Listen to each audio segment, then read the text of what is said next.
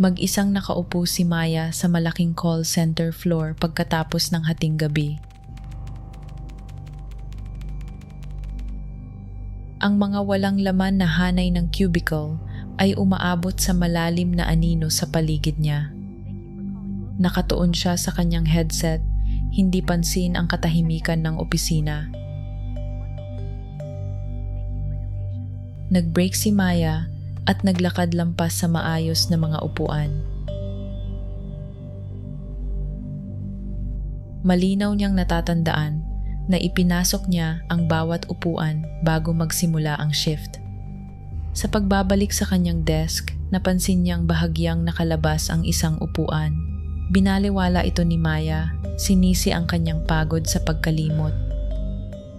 Balik sa kanyang cubicle, nakarinig siya ng mahina at malinaw na kaluskos sa malapit.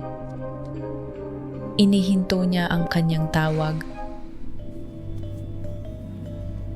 Sinubukan ni Maya na muling mag-focus, ngunit tumindi ang pakiramdam na pinapanood siya.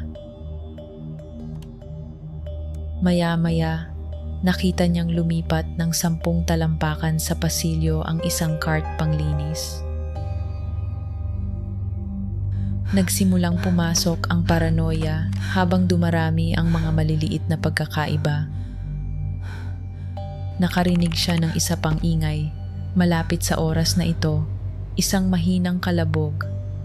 Dahan-dahang tumayo si Maya sa kanyang cubicle, bumibilis ang tibok ng puso, nakikinig ng mabuti.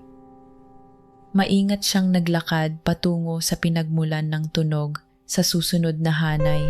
Dahan-dahang sumilip si Maya sa mababang pader ng katabing cubicle.